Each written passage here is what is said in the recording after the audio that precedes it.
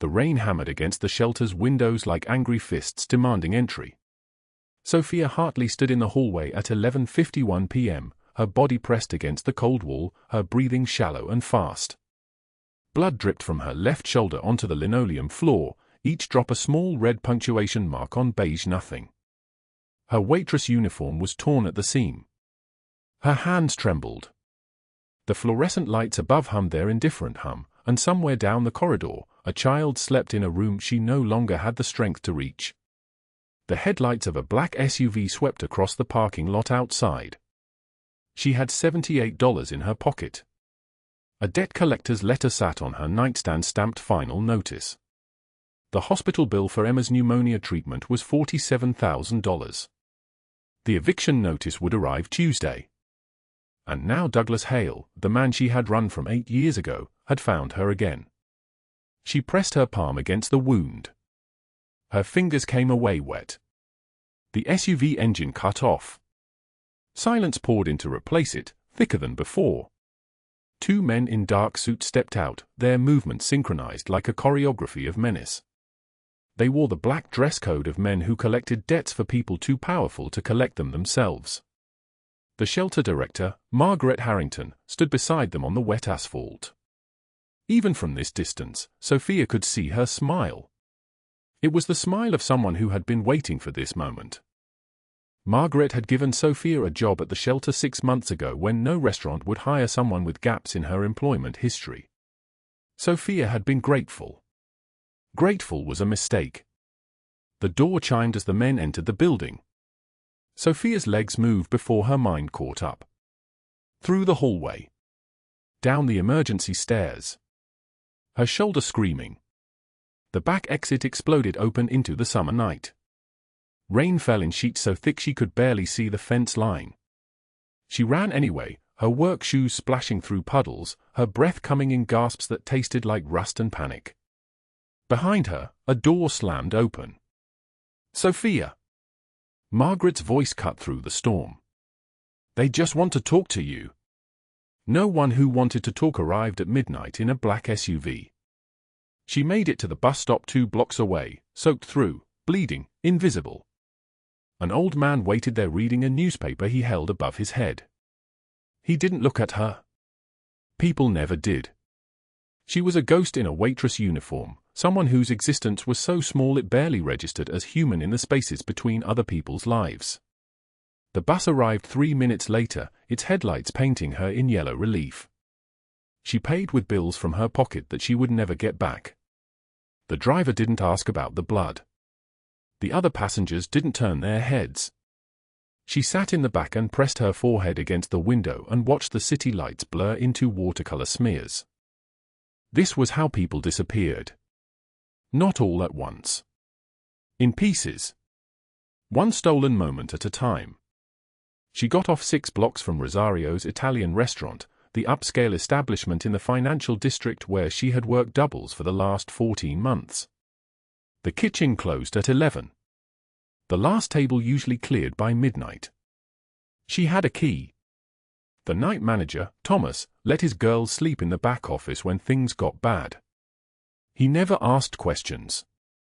The restaurant's back door opened into a storage room that smelled like rosemary and garlic and possibility. Sofia locked herself into the small office that Thomas had decorated with a cot, 2 blankets, and a framed photo of his sister. She peeled away her uniform. The wound on her shoulder was already turning purple at the edges. Not deep. Deep enough. She cleaned it with paper towels and water from the bathroom sink, using a plastic fork to gently separate the torn skin. The pain was sharp and specific. Better than the numb ache of the last 8 years. Through the office window, she could see the main dining room. 1 table remained occupied. The man who sat at the private booth in the back corner was Aleandro Valenti. She knew this because every server at Rosario's knew this. The owner had shown them his photograph her first day. Table 12. Every Thursday. Private booth. No cameras. His men choose the wine. You bring water. You do not look at him. You do not speak unless he speaks first. You do not acknowledge that you know who he is. The owner had repeated these instructions 3 times, his voice dropping lower each repetition, as if Aleandro's name itself was contagious. Aleandro Valenti sat alone on this Thursday night. A bottle of Barolo rested on the table, mostly empty. His suit was charcoal grey, tailored perfectly to shoulders that belonged to someone who had known violence in his body. His white dress shirt was open at the collar, revealing dark hair and the edge of a scar that ran from his collarbone toward his chest. His hands rested on the white tablecloth. Those hands had shaped the geography of Los Angeles through roots and roots of business that the newspapers never quite named. He looked up. Their eyes met through the office window. His were dark, almost black in the candlelight, and for a moment they registered absolutely nothing. He returned his attention to his wine. Sofia should have looked away. Instead, she remained motionless, a woman with blood on her shoulder, watching the man whose name whispered through the city like a promise no one could keep. He did not look up again. She wrapped the wound with medical tape from Thomas's first aid kit and put on a fresh waitress uniform from the extra she kept here for emergencies. The clock on the wall read 12:38 a.m. Outside, the rain had not stopped. It fell with the persistence of something that had decided it would never leave, that it would simply settle in and become part of the landscape. Sofia sat on the cot and held her hand steady. In 14 months of working at Rosario's, she had never spoken to Aleandro Valenti. She had brought him water 62 times. He had never acknowledged her existence. Her phone buzzed in her pocket. A text from Margaret: "Douglas wants to help you with the money. Come back and we can work this out." She deleted it. Another text arrived immediately: "I know about Emma. Such a special girl. So smart. She would have such opportunities if you would just cooperate." Sofia's blood turned to ice. She pulled up her browser on her phone and searched Margaret Harrington. The results showed a woman in her early 50s with expensive blonde hair and a smile that didn't match her eyes. She was listed as the director of 3 shelters across Los Angeles. She had a foundation dedicated to helping vulnerable women. She had been profiled in the Times as a philanthropist. A third text: "You have 7 days to bring me $35,000. After that, there are consequences. You know what I mean." But Sofia did not know. Sofia was 34 years old and had survived 8 years of invisible violence and had raised 2 children alone in rooms that smelled like other people's despair. She did not know what came next because no one ever survived what came next. She had only survived the parts people did not talk about. The parts that lived inside you like permanent scars. The door to the kitchen opened. Thomas stood in the doorway with 2 cups of coffee. He set them on the desk without comment. That was what Thomas did. He provided the materials for survival without requiring explanation. "You sleeping here tonight?" he asked. "Yes," Sofia said. "Good. Lock yourself in. I'll lock the main doors." He left, closing the door softly. At 12:51 a.m., Sofia Hartley lay on a cot in the back office of an Italian restaurant and listened to the rain hammer against the windows like it was trying to break through to her. She thought of Emma sleeping in the shelter. She thought of her son Marcus, 16 years old and beginning to understand that the world was not built for people like his mother. She thought of the debt notice and the eviction notice and the man in the black SUV and the woman who had pretended to help her. She thought of the man in the private booth. And she made a decision that would change everything. When the sun rose tomorrow, Sofia would return to the shelter and take Emma with her. She would not know why she was drawn to do this, or what she would say to justify it. She only knew that the girl had been asking questions about her father for 3 weeks, questions that Margaret had been asking too. She only knew that protecting children was the one thing she had ever been good at. She did not know that this choice would bring her face to face with Aleandro Valenti in a way that would require him to see her. Not as a ghost. Not as invisible. But as the woman who held the key to everything he had believed was lost forever. She did not know that in 3 days, Emma would walk through the doors of Rosario's wearing a silver locket around her neck, and Aleandro would stand up from his private booth for the first time in 15 years. She did not know that her name was about to become something other than forgotten. Before we continue, if this story is hitting you, drop a like. Share it with someone who needs to hear what happens next. Subscribe so you don't miss tomorrow's video where everything changes. Now, let us go back to the beginning to understand how Sofia Hartley ended up in a shelter with $78 in her pocket and scars that no one had ever seen. 8 hours earlier, Sofia Hartley stood in the employee bathroom of Rosario's Italian restaurant, staring at her reflection in the cracked mirror above a rust-stained sink. 29 years old. She looked 43.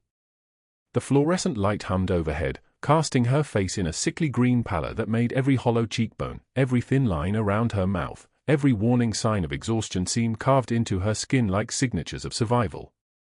Her dark hair, which had been thick and glossy once, now hung in a thin braid down her back, more grey than brown. Her eyes, pale blue, ringed with shadow, held the distant stare of someone who had learned to disappear into herself years ago. She touched the edge of her white waitress uniform, buttoned to her neck, sleeves rolled to her elbows. The fabric was thin from 100 washings. A small stain near the collar that even bleach could not remove. Her name tag read Sofia in faded lettering. The walk to work that morning had taken 45 minutes. No car. The bus routes did not serve the neighborhood where she and her 2 children lived anymore. The shelter had given her a room on the 2nd floor, shared bathroom down the hallway, a window that overlooked the concrete parking lot and the chain-link fence dividing safety from the streets beyond. Her daughter, Lily, 7 years old, had asked that morning if they could get ice cream like other kids got ice cream. Sofia had said maybe soon, but soon was a word she had learned to lie with.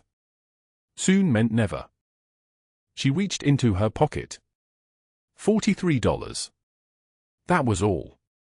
$43 for groceries, bus fare if the shelter's transportation fell through, school supplies that Lily's teacher had requested. $43 to last until next Thursday's paycheck. She had already calculated it 3 times. 3 times the math came out wrong. The restaurant's back door opened. Rosa, the kitchen manager, poked her gray-haired head inside. Table 8 needs water refills. Table 3 is ordering appetizers. And the private booth, Rosa's voice dropped, the way it always did when she said this. He's here. Mr. Valenti arrived 5 minutes ago. Rocco and Luca are already seated. Sofia's stomach clenched. She nodded without speaking. Every Thursday at 9 o'clock, the man in the private booth arrived. Every Thursday, Sofia moved faster, spoke softer, kept her eyes down. The other waitresses fought over his table because the tips were astronomical, $100 bills left on a $200 check, but Sofia volunteered to take it because she could not afford to not take it. $100 was the difference between starvation and sustaining. $100 was mathematics keeping her children alive. She returned to the dining room. The restaurant breathed wealth. Candlelight from small crystal holders on every table. Fresh roses in narrow vases, their petals the deep crimson of old blood. Dark wood paneling. White tablecloth so bright they almost glowed. Paintings of Tuscan vineyards on the walls, each one worth more than everything Sofia owned, more than her entire year's wages combined. The air smelled of garlic, rosemary, olive oil, and the particular perfume of money. The private booth sat in the far corner, separated from the main dining room by a velvet curtain. She had glimpsed him once, by accident, when Rocco had pulled the curtain aside. Tall. Broad-shouldered. Dark hair silvered at the temples. A scar running from the corner of his left eye to his cheekbone. He wore a tailored charcoal suit, the jacket hanging open over an open white shirt that revealed a chest thick with muscle and unmarked by softness. A gold watch on his wrist. Silver rings on both hands. The kind of man who moved through the world and made space move around him. Sofia had not looked at him directly since. She did her job, water, bread, wine, orders, plates cleared, and performed a kind of invisibility so complete that afterward, she would not have been surprised if he had no memory that she existed. Tonight she pulled back the velvet curtain just enough to lean through. The booth held 3 men. Rocco on the left, dark-eyed and sharp-faced. Luca on the right, broader through the shoulders, a scar visible on his neck where a chain had once been pulled tight. And Aleandro Valenti in the center, his attention on a wine glass he was turning slowly by the stem. "Good evening, gentlemen," she said, her voice kept level, kept small. "May I start you with drinks this evening?" Rocco ordered a martini. Luca, a whiskey. Aleandro looked up from his glass, and for the first time in 3 months of Thursday nights, his eyes actually registered her presence. They were dark grey, storm-colored, with a depth to them that suggested he was looking not at her but through her, cataloguing something she could not see. She felt it like a physical sensation, pressure in her chest.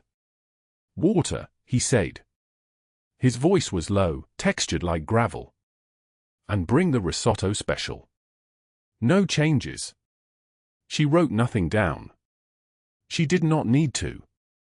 She had learned to commit details to memory because forgetting was a luxury people in her circumstances could not afford. Before she turned away, something shifted in his expression. A flicker. A recognition of something, though she could not imagine what. She left quickly, pushing back through the curtain before he could study her further. In the kitchen, Rosa was plating a salmon dish, her movements efficient from 40 years of this work. "Sofia, you look pale. Are you eating?" "I'm fine," Sofia said, though fine was another word that had become a lie. She was not eating properly. There was not enough money. There was never enough money. She had begun rationing her own meals so Lily and Marcus would have enough. Marcus was 5. He was still growing. Children needed food more than adults did. She prepared the drinks, moving through the dinner service in her half-invisible way. Table 4 ordered, Table 6 complained their soup was cold, Table 9 requested the check. She worked in the margins of other people's lives, serving their meals, clearing their plates, existing in the spaces between their conversations where no one looked directly at her. Around midnight, after the dinner rush had ended and the private booth's occupants were the last remaining customers, the door to the restaurant's front entrance pushed open. Wind came through first, hot and carrying the smell of the Los Angeles summer night. Then a woman, mid-50s, wearing an immaculate cream-colored suit despite the late hour. Her hair was pulled back in a tight bun that stretched the skin of her face taut. Her eyes were pale blue and cold, the kind of cold that suggested she had never questioned a decision in her life. Margaret Harrington. She owned the shelter. Sofia felt her body go rigid. Margaret did not come to Rosario's. Margaret did not do anything except count her properties and her tenants' desperation as if it were a portfolio. Margaret walked directly to the private booth and pushed back the velvet curtain without waiting for permission. "Mr. Valenti," she said. Her voice had the texture of spun sugar wrapped around steel. "I apologize for the intrusion. I wanted to discuss a mutual situation we share." Sofia did not hear what came next. But she saw the way Margaret's eyes scanned the booth, the way they settled on something, or someone, she had been searching for. And she saw the way Margaret smiled, and it was the smile of someone who had just found currency that could be converted into power. Sofia's hands trembled as she finished clearing the last table. She did not look toward the private booth again. She could not. The number $43 had suddenly become very small, and the weight of the $35,000 debt notice, stamped final notice in red letters, that sat on her nightstand began to feel like it was pressing directly against her heart. She did not know that Margaret had just told Aleandro Valenti about the young girl living at her shelter who asked questions about her father every single day. She did not know that Margaret had implied that Sofia was part of a scheme, that Sofia was using the child as leverage for money. She did not know that in 3 days, everything would shift. But as she walked home at 1:17 in the morning, her feet aching, her stomach hollow with hunger, Sofia felt the approach of something inevitable. The rain had not yet begun, but the air had thickened with the promise of it, heavy and waiting, the way the sky looks before the storm arrives and tears everything down. While Margaret spoke in the private booth, Aleandro Valenti sat motionless. The candlelight caught the scar that ran from his left eye to his jawline, a permanent reminder of a choice he had made at 19 years old. The scar did not diminish his beauty. It clarified it, the way scars clarify everything worth knowing about a person. His suit was charcoal grey, tailored in Milan, worth more than Sofia's annual rent. His watch was gold, his ring silver, his cashmere coat, draped across the booth beside him, cost what she would earn in 6 months of doubles. These were not accessories to him. They were the armor of a man who had learned that the world respected only power and paid attention only to those who could afford to be noticed. Aleandro Valenti was 44 years old and owned the territory from downtown Los Angeles to the harbor. He moved through the city like a general surveying a conquered kingdom, which was precisely what he had done. His empire had expanded outward from a single decision made when he was younger and more merciful than he would ever be again. That mercy had cost him everything. 26 years ago, his brother Domenico had made a deal with the Russo family, trading the Valenti operation's routes and safe houses for what he promised was protection. Domenico had been the charming one, the brother with the easy smile and the soft voice, the one who believed that loyalty was a currency that could be negotiated. He had been wrong. The Russo family had used the information to tear apart the Valenti structure from the inside. Their father had died in the retaliation. Their mother had died of grief 6 months later, wasting away in her bedroom until there was nothing left of her but her wedding ring and her rosary. Aleandro had hunted his brother for 8 months. When he found Domenico hiding in a warehouse in San Diego, his brother had wept and begged. Domenico had said he was sorry, that he had made a mistake, that he had thought it was the only way to survive. Aleandro had let him live. He had given his brother money, a new name, a plane ticket to Buenos Aires, and a simple instruction: never come back. Never contact the family. Never speak the Valenti name again. That moment, choosing mercy instead of vengeance, had broken something in him. Not his ability to feel. Something worse. It had broken his ability to trust that mercy would ever be returned. From that moment forward, he had built his empire on absolute certainty.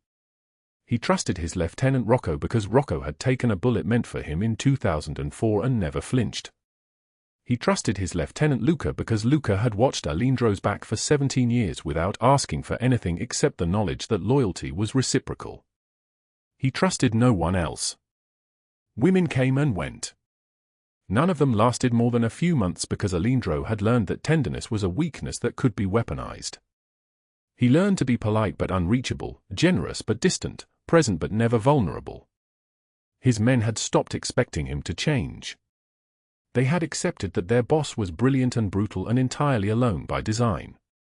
On this particular night, as Margaret Harrington whispered her accusations about a waitress using a child as leverage, Aleandro's hand rested on the stem of a wine glass that cost more than most people earned in a week. He did not lift his eyes from the tablecloth. He did not interrupt her. He simply listened, the way a man listens when he is already beginning to calculate which of her words contained the truth and which contained the weaponized lie. When Margaret finished, she smiled. She was 63 years old and had paid for the smile with 3 surgeries. It did not reach her eyes. "I thought you should know," she said softly, "before you became involved with the wrong type of person." Aleandro's jaw tightened. The scar whitened. "Leave," he said. His voice was very quiet. Margaret left. Rocco, who had been standing in the shadow near the kitchen entrance, moved forward silently. What did she want? Rocco's face was weathered like leather, his eyes the grey of storm clouds. He had worked for Aleandro for 19 years and had learned to read the language of his silence. "She told me I was being manipulated by someone at this restaurant," Aleandro said.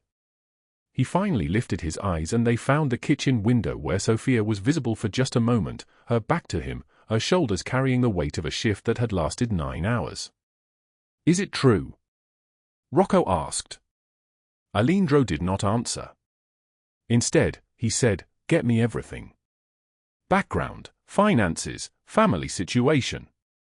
I want to know where she lives, where she works, what her children's names are, how much money she owes, and to whom.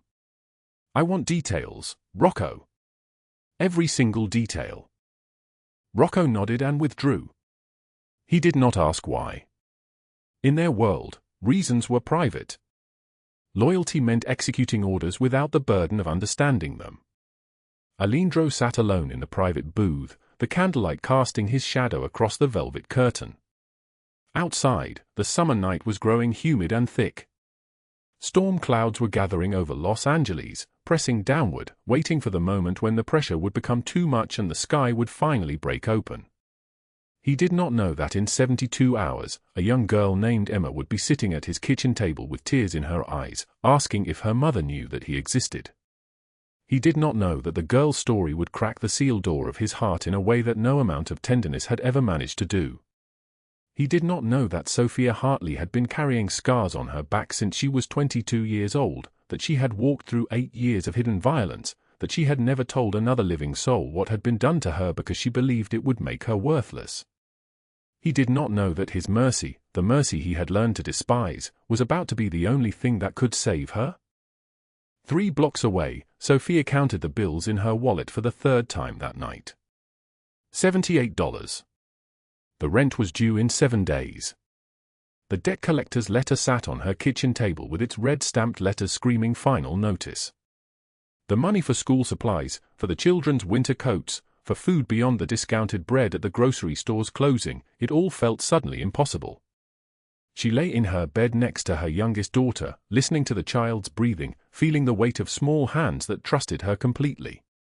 Outside her apartment window, the storm was beginning to arrive. The first drops of rain started to fall, soft and tentative, as if testing the strength of the city before unleashing everything. Sofia did not know that Margaret Harrington had just planted a seed of suspicion in the mind of the most dangerous man in Los Angeles. She did not know that in 2 days, Rocco would deliver a file containing the complete details of her existence, every address she had ever lived at, every abusive relationship documented in police reports she had never filed, every financial desperation catalogued and itemized like evidence. She did not know that Aleandro Valenti was about to discover exactly what kind of debt she owed and to whom. That discovery would change everything. The apartment door slammed open at 11:11 p.m. Sofia Hartley stumbled through the threshold, her left shoulder wrenched backward at an angle that made her gasp, her white waitress uniform torn at the collar, 3 buttons missing.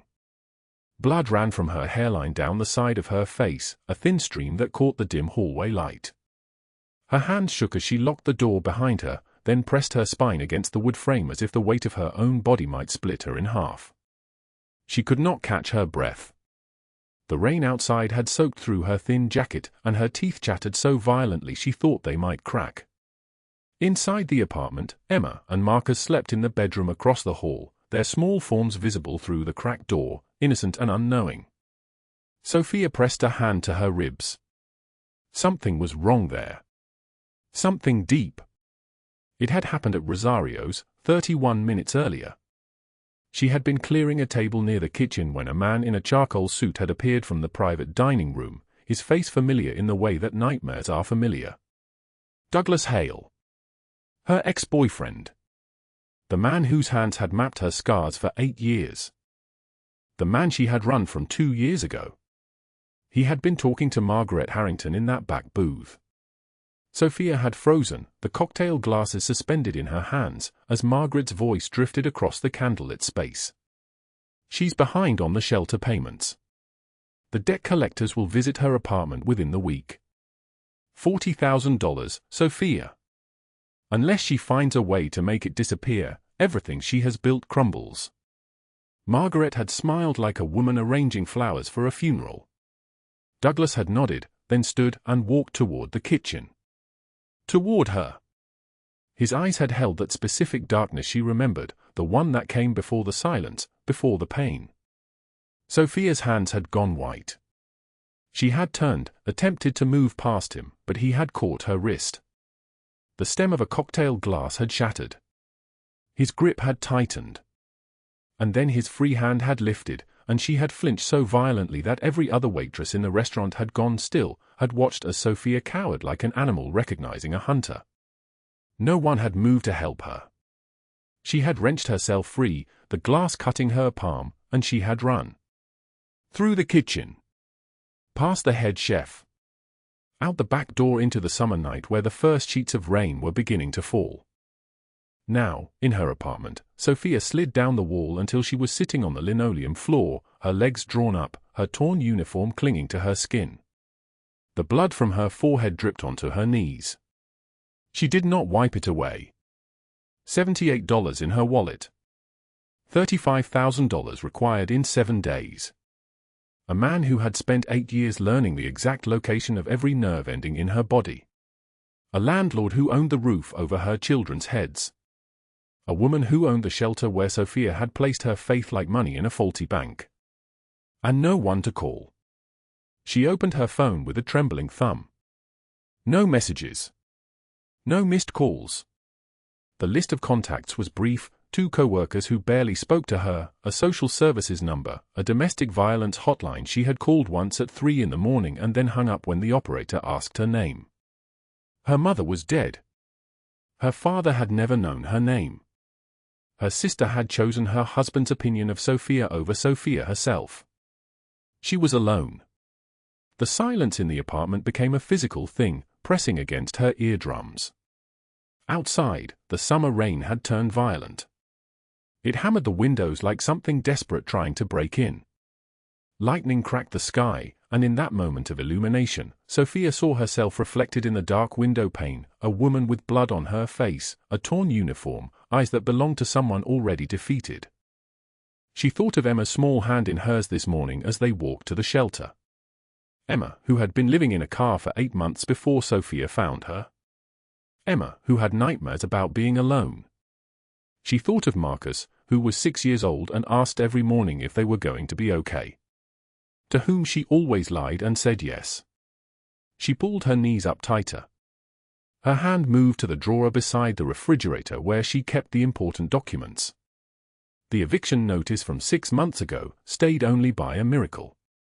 The hospital bill for Emma's respiratory infection, still unpaid. The photograph of the only home she had ever owned, taken the day before the foreclosure. And beneath all of these, the debt collector's letter. $40,000. Final notice. 7 days. She held the letter in both hands. 7 days. In 7 days, Margaret Harrington would own this apartment. In 7 days, Douglas Hale might find them again. In 7 days, her children would be homeless, and Emma would remember that she had told them everything would be okay, which meant Sofia was a liar, which meant the one adult they had learned to trust had betrayed them. Sofia's eyes burned, but no tears came. Her tears had run dry somewhere on a Greyhound bus when she was 24 years old. She set the letter down and covered her face with her hands. It was then that she heard it. A sound so small it might have been imagined. A whimper. Not human. Not quite. Sofia's hands fell away from her face. She sat in absolute stillness, listening. The sound came again, a thin, desperate cry from somewhere beneath the floorboards. She rose on unsteady legs and moved toward the kitchen, toward the sound. Under the sink, in the crawl space where rodents sometimes entered, was a cardboard box. Inside the box was a kitten, no more than 4 weeks old, grey and matted with rainwater, its eyes half closed. It was shaking as violently as Sofia had been. She stared at the animal for a long moment. Then she reached into the box and lifted it with both hands, bringing it to her chest. The kitten's tiny claws dug into her uniform, and it mewed again, not a cry for help, but a cry of absolute need. "I know," Sofia whispered to the animal. "I know exactly how you feel." She carried the kitten to the bathroom and turned on the warm water. She held it under the stream, careful not to frighten it further, watching as the rainwater ran grey and cold down the drain. The kitten stopped struggling and looked up at her with eyes that held complete trust. Complete trust. From something that had every reason not to give it. Sofia pulled the kitten to her chest and held it there. And in that moment, something shifted. Some small mechanism in her chest that had been winding tighter and tighter for 2 years suddenly loosened. If she gave up now, Emma would give up too. Somewhere down the road, Emma would sit in an apartment or a car or on a street corner, and she would learn that the only safe choice is surrender. Sofia would not teach her that lesson. She would not. At that exact moment, 3 miles across the city, Aleandro Valenti was standing in his office on the 47th floor of the Sterling building, staring at a photograph that Rocco had just placed on his desk. The photograph showed Douglas Hale, age 48, currently wanted for 6 counts of domestic assault and 2 counts of trafficking. It showed Margaret Harrington, age 62, connected to a network of financial exploitation targeting women at the Harbour shelter. And it showed, in a second photograph paperclipped beneath the first, a young woman with terrified eyes and a torn uniform, blood on her face, walking away from Rosario's restaurant at 11:15 p.m. Rocco stood beside the desk, his hands clasped in front of him. The waitress from the restaurant. Sofia Hartley. She dropped this the night she delivered the letter. Rocco placed a second object on the desk. A small wooden frame containing a child's drawing. In the drawing, a girl with yellow hair stood beside an older girl, and above them, in shaky block letters, someone had written, Emma and Sofia. My family. Aleandro had not moved. We pulled her background, Rocco continued. Homeless at 22. Worked her way into a legal aid position at a shelter 3 years ago. 2 children listed as dependents. No family contact. No romantic attachments. 1 debt collector's letter issued 48 hours ago. How much? Aleandro's voice came out rough. $35,000. 7 days before enforcement. Aleandro picked up the photograph of Sofia, the one taken at Rosario's. He examined her face. He examined the terror in it. Then he looked at the child's drawing, at the careful letters that spelled out MY family. He had not spoken to his own brother in 11 years. His brother had sold the family's operations to a rival cartel in exchange for $5 million and immunity. His brother had chosen money and safety over loyalty, over blood, over the oath they had taken as children. Aleandro had spent 11 years building an empire large enough to swallow the people who had conspired with his brother. He had become the kind of man who could destroy entire lives with a single phone call. But he had never learned how to forgive. Looking at Sofia's face, at the absolute defeat in her eyes, Aleandro felt something shift in his chest. Something he thought he had burned away years ago. Make a call, he said quietly. Find out everything. Every name. Every connection. Everyone who has touched this woman's life with cruelty. Rocco nodded. He knew what those words meant. He had heard them before, and every time he had, someone's world had ended. And Rocco, Aleandro added. Get that debt removed. Paid in full. Tonight. The shelter debt. All of it. Rocco withdrew silently. In the 47th floor office, Aleandro remained still, holding the photograph and the child's drawing, listening to the rain that had begun to hammer the floor-to-ceiling windows. Outside, the storm was building toward something devastating. But Aleandro Valenti was no longer concerned about the storm. He was concerned about the woman who had somehow, without speaking a single word to him, reminded him that mercy was not weakness, it was the most dangerous weapon of all. 1 year had passed since the night the federal agents descended on Douglas Hale's warehouse at dawn. 12 months of silence, of watching him led away in handcuffs on every news channel, his face twisted with rage, his empire crumbling like ash. Margaret Harrington had been arrested 3 weeks later, her photograph splashed across the front page of the Los Angeles Times as authorities uncovered the shelter's real purpose, not protection but predation, trafficking networks disguised as charity. She had been sentenced to 15 years. Douglas faced 40. Sofia stood in the sunlit kitchen of the apartment Aleandro had purchased for her, the morning light touching her shoulders like a benediction. She no longer wore the waitress uniform from Rosario's. Her dark hair fell in waves past her shoulders, healthy now, alive. Her hands, once calloused from endless shifts, were softer but still capable. On her wrist, the old scar from a belt buckle had faded to something barely visible, not erased, but transformed into a reminder that she had survived what was meant to destroy her. The walls held photographs. Sofia smiling at her college graduation ceremony, holding a diploma in hospitality management. Sofia cutting the ribbon at the opening of the House of Hope, a shelter she had built from scratch, a real one, with social workers and therapists, with beds and safety and the kind of kindness that did not come wrapped in cruelty. Sofia with her 2 children, standing in front of the entrance, their faces bright with belonging. But the photograph that held the most space on the kitchen wall was the one taken 6 months ago. Sofia and Emma, standing together in Aleandro's library on the 47th floor. Emma held a book, a copy of Cinderella, and Aleandro sat beside her, his deep voice reading aloud. He had taught himself to sit still, to slow down his breathing, to understand that a child's world moved differently than the world of empires and power. Every night that he could, he read to her. Sometimes Marco would find him there at midnight, still reading, Emma asleep against his shoulder, and Aleandro would not move for hours, afraid to wake her. Meanwhile, his empire had transformed.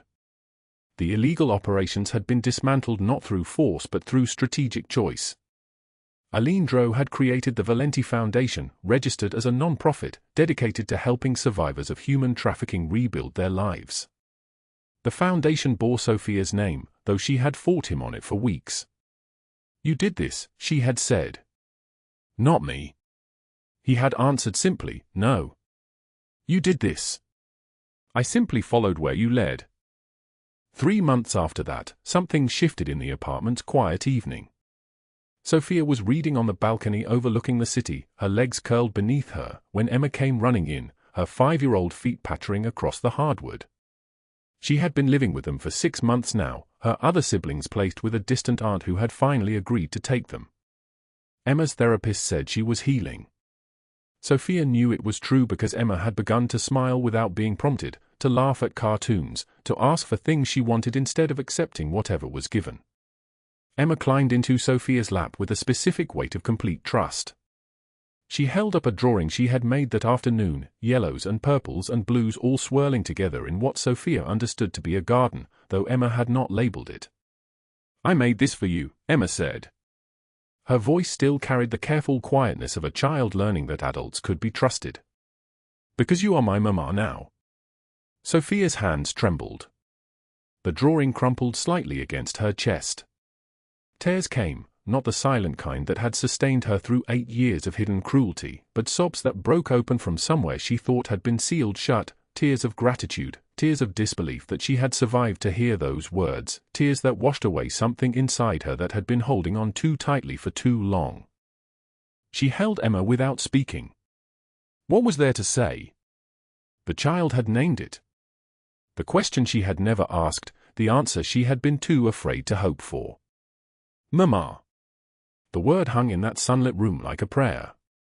Aleandro found them there an hour later, Sofia still holding the drawing, her face wet, Emma asleep against her shoulder. He entered quietly, his expensive shoes soundless on the marble floor. He had learned silence in the months since Sofia had come into his life. He knelt. Sofia looked up, confused. Aleandro Valenti did not kneel. The man who commanded 15 criminal enterprises across the Pacific coast, who had single-handedly dismantled 3 rival families, who had built an empire from the corpses of those who challenged him, he was on one knee before a woman in a simple cotton dress. His eyes were steady. The scar running from his left eye to his cheekbone caught the light, but his expression was clear. In that kneeling posture, he was not the boss. He was not the man who had crushed Douglas Hale's operations into nothingness. He was simply a man who had learned, through her, that love was not a weakness to be eliminated but a strength to be protected. "Sofia Hartley," he said, his voice like stone settling, like foundations being laid. "I have loved you since the night you walked into my restaurant carrying a child who deserved to know her father. I have loved you through every day since, watching you rebuild your life, watching you stand. And I cannot ask you to marry me until you understand that I am asking you to choose this, not out of gratitude, not out of obligation, but because you are the woman who taught me that surviving is not the same as living." From the doorway, Marco watched. Luca stood behind him, both men with their heads slightly bowed, witnessing something they had never expected to see. The boss had never knelt for anyone. Never spoken of love. Never made himself vulnerable enough to be refused. Sofia's free hand moved to her mouth. She did not speak. She could not. Aleandro reached into his jacket and withdrew a ring, simple gold, a single diamond set into the metal, nothing ostentatious, nothing that announced power or wealth. Something that whispered instead of shouted. Say yes or say no. But please know that either way, I will spend the rest of my life ensuring that you and Emma and your children are safe. That is not conditional on your answer. It is simply the truth of who I am now because of who you showed me I could be. Yes, Sofia said. The word came out as barely a whisper, but it was clear, undeniable. Yes. Aleandro rose and slipped the ring onto her trembling finger. He kissed her forehead, then her mouth, then he carefully took Emma from her arms and carried the sleeping child to her bedroom, laying her down with the precision of a man who had practiced this dozens of times. Sofia followed him, watching as he turned on the small nightlight shaped like a moon, as he folded the hand-drawn picture and placed it on Emma's nightstand, as he pulled the blanket up to her chin. 3 months later, on a clear June evening when the Los Angeles sky had turned the color of rose gold, Sofia walked down the aisle of a small chapel. Not the grand cathedral that Aleandro's associates had suggested, but a simple stone chapel in the hills, with wooden pews and stained glass that caught the setting sun. She wore white, simple, elegant, modest, and her veil was her mother's, the one her mother had worn 40 years ago and which Sofia had discovered folded in a box during her escape, the one thing she had managed to steal when she fled Douglas Hale in the darkness. Emma walked ahead of her, scattering flowers, her small face solemn with the importance of the task. Sofia's 2 older children sat in the front pew, their eyes wide, watching their mother become someone new. Aleandro waited at the altar in a black suit that cost more than a year of Sofia's old rent, but it was his face that mattered. His face held everything, the man he had been, the man she had shown him he could become, the man standing at the edge of a future that extended beyond power and into something larger, something that had no name except that it was good. The vows were simple. They promised to protect. They promised to build. They promised to remember where they had come from and to never let anyone else experience that darkness. The rings were plain gold for both of them. When Aleandro kissed her, the chapel erupted in applause. Marco and Luca stood and whistled, their faces bright with something that looked like hope. That night, lying beside Aleandro in a hotel suite overlooking the city, Sofia felt something shift inside her chest. Not the old tightness, the old fear, the old counting of breaths and moments. Instead, there was space. Room to breathe. Room to dream. The nightmare was over. Douglas Hale was in a cell. Margaret Harrington was serving her sentence. The shelter was closed, its victims identified and helped, its architects exposed. And here, in the darkness, with Aleandro's arm around her and the city lights painting the walls gold, Sofia understood something fundamental about survival. It was not simply getting away from what destroyed you. It was finding someone who would stand beside you as you became yourself again. Are you happy? Aleandro asked softly, his voice reaching her through the dark. Sofia thought of the apartment kitchen bathed in sunlight. She thought of Emma calling her mama. She thought of the House of Hope standing like a beacon for the women still trapped in darkness. She thought of the woman she had been counting pennies, walking in rain, carrying invisible scars. I am, she said. For the first time in my life, I am truly happy. Aleandro held her closer as the city hummed below them, beautiful and indifferent, full of people still fighting their own invisible battles. But here, in this room, suspended above the darkness, 2 people who had been broken had chosen each other and found what that brokenness had been trying to teach them all along. Family is not always bound by blood but by those who choose to stay when the storm arrives. This story teaches us that darkness cannot drive out darkness. Only light can do that. Only choosing to love, to protect, to rebuild, these are the weapons that matter. Only standing beside someone in their worst moment and saying, "You are not alone. You are not nobody. You matter to me," this is what changes the world. How did Sofia's journey make you feel? What would you have done if you had been Aleandro? Have you ever known someone who went through something similar? Please leave a comment below and share what is in your heart. Every comment you leave is a precious source of motivation that helps us continue creating stories that matter. If this story touched your heart, please subscribe to the channel, like and share this video with the people you love. We wish all of you watching good health, a joyful life, and days filled with peace and happiness. And remember this, no matter how hard life gets, no matter how long the night seems, after the rain, the sky clears. Thank you for staying with us until the very end. Goodbye, and we will see you again in the next video.